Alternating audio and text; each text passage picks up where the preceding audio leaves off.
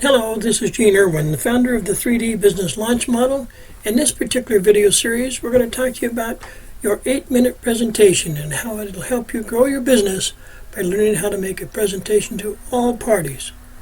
For a new business owner of a startup, acquisition, or franchise, there is nothing more stressful than asking someone for money. That includes investors and clients. This brief video will help you present your request in the most successful manner possible and keep you on track during your discussion with the business owner or investor or business partners. The 8-minute presentation consists of determining only 4 answers to 4 critical questions. That's it. In your opening to one or more people in the room, hello, I am Gene Irwin of the 3D Business Launch Model. We customize all of our solutions to meet each company's requirements. My purpose? My brief discussion with you today is to learn more about your company, products, and services and concerns, while I explain who I am, what my company does, and how we support you and your company's goals. Background: tell them about you, company, and product, but do it very briefly. Again, my name is Gene Irwin. As an engineer, scientist, business owner, and certified analyst, I've looked at over 3,000 companies to help acquire them. I'm able to quickly spot issues in other businesses that I can help improve immediately. My company works with clients worldwide, and our deliverable is always customized to your company. Our product provides you more efficient people, better product design and control, and of course, more profit as we help your company grow in all departments. Number 1, have the business owner or company exec introduce everyone else in the room.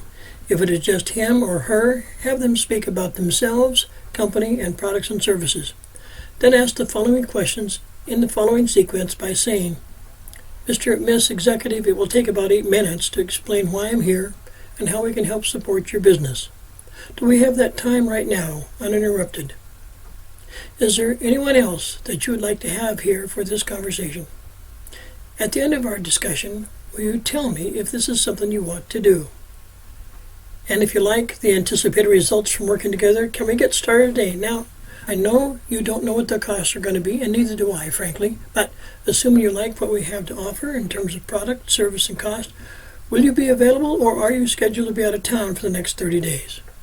What you're looking for here, folks, is an opportunity to work with the owner of the company or the business executive and make sure that he's available to you during the time that you need in order to help him understand your business and you understand his. Remember the 4 questions. Do we have time now? Is there anybody else? Is this something you want to do? Can we get started today? Internalizing the client reaction to the 8-minute presentation. The average small business owner receives unwanted calls several times daily, and in most cases will try to place you into a category to determine what to do about you. It is very important to understand the exacting difference between your ego, as displayed to the client, versus a professional air of supreme confidence. This initial 17 to 35 seconds on the phone are critical to the client's perception of you, your company, and then your product, service, or idea, so that you can ask the following questions. Do we have time now? Does anybody else need to be here? Is this something you want to do? Can we get started today? Explain to you the details of what your client or customer is thinking when he hears your questions as you present this 8-minute presentation. You and your client have 2 different goals. You want the customer to write you a check. The customer doesn't want to write you that check.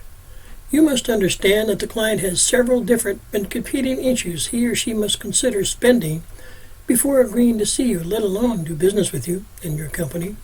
These issues include primarily these 3 major investments on his part: time, money, and effort, and who's going to support the project like a project manager.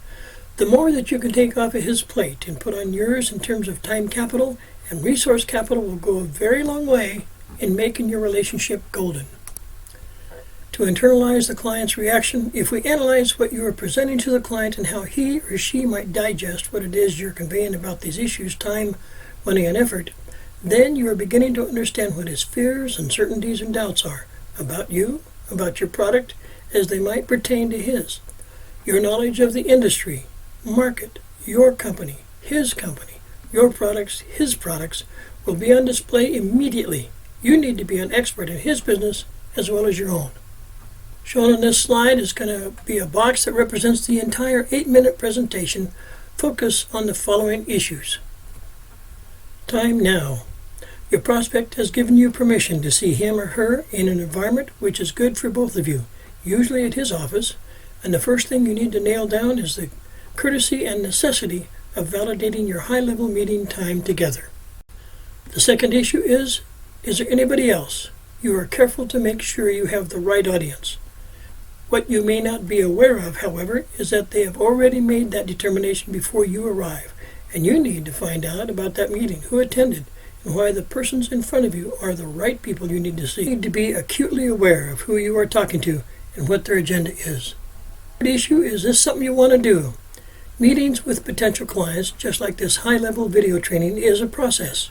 You can't dump all of your goods onto the conference table and expect that your clients will know which pieces to pick up and in what sequence. You may just be the key they are looking for. Rehearse all of your concepts and test your assumptions of the client and their issues long before you arrive on site. Carefully consider all of their possible problems and opportunities and introduce them at the proper time. You will know when that is as you master the art of asking questions to lead you to their problems and proposal of your solutions. You want to start now. You will know when to ask this question based upon the demeanor of your clients in the meeting. You may find that you're confronted with junior managers who do not have the authority to say no. Well, you may think that statement should read yes. Anybody can say yes to you, your company, and your idea. Only the ones with actual company authority can stop your project cold. That's exactly who you are looking for. I'm now going to present this material to you a little bit differently by using traffic signals to help you understand that you might run a red light if you're not paying attention to not only your questions, but the answers and responses that you get from your clients. Please be very aware of their body language as well. Before you see your client, you should already know why you're there and what your treasures are. By the same token, your client also has treasure needs, and you need to find out what those are. Think is the real reason you are spending 8 minutes talking with the business owner, the executive, the corporate manager, etc. The real reason you're there is to help him or her see how your solutions will fill their treasure chest, whatever that is for him and his business and his family. Just how are you going to do that? You're going to do that through a process known as communications. You're going to ask the client a lot of questions, and he's going to ask you some questions. You're going to ask a basket full of questions in order to know how you can solve his problems. Then you're going to run back and forth between your solutions and his or her needs and wants, so that both of you will agree on the best solution for both companies. Think of it as sort of running in place. Once you help your client to understand that you are serious about helping them solve their problems first, then you will position your solutions to benefit all. The rest of your presentation deals with implementation of your solutions into his environment. You may need technical support, financial support, or perhaps for higher level solutions that are not at your fingertips. That is why you must always know your authority. Find proper resources now. Client sees that these are the most advantageous solutions even if the price is higher or the product isn't perfect. He agrees to move forward. Finally get that handshake both parties want. Now he sees a way to reach his goals. You get a chance to reach your goals.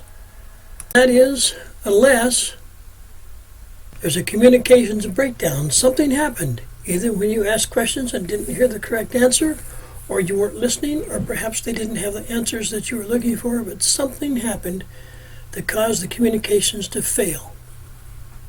Now the very agreement we have with the business and the business owner or the investors is in jeopardy. Something has gone amiss. We need to figure out how to correct our relationship immediately while we're right in the middle of it. In other words, we need to find out what happened, and we need to find out quick. Well, the problem is simple. You ran a red light. Maybe you didn't realize somebody else needed to be there. Or maybe now is not the right time. The budget isn't ready. Or maybe they don't want to do this right now and they're just being kind to you. Or maybe they really can't start now for one reason or another. You ran a red light. You missed something in your conversation and your communication. But it's not over yet. There's still a chance to pull this out of the fire. Your communications are upside down. You missed some very important issue, and it could be as subtle as failing to listen to the delivery terms or payment terms. In plain language, you went over the line somewhere in your thinking and commitments, both to you, to your company, and to the client and his company.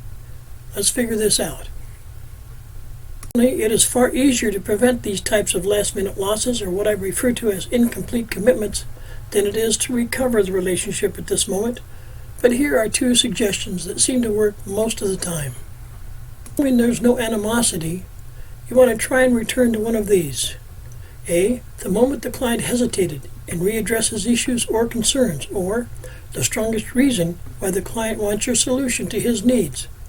Acknowledge your client's concern, don't ignore the issue, and have him tell you the ideal outcome using your product or service, and build common ground from which to continue to a win-win scenario. Think of this as a chess game. It takes many types of moves and counter-moves to solve the overall challenge. So does this. You can do it. Regardless of what the client said or what you think you heard, the real issues are always about money, how to pay for it, time, when to implement it, and effort. Who is going to manage this thing when Gene or the salesperson or the executive from the other company isn't here to do so? Who from our company is going to manage it and be on top of this? Those are their issues. Money, time, and effort. Every time. Those are the issues every time. Regardless of what you thought you heard, regardless of what they said, always. It is always about time, money, and effort. Well, this isn't rocket science, but it is a type of science and must be approached carefully and very methodically. Let me show you how. You can always communicate the following concept to your client. Mr. Client, it appears that I have overlooked something.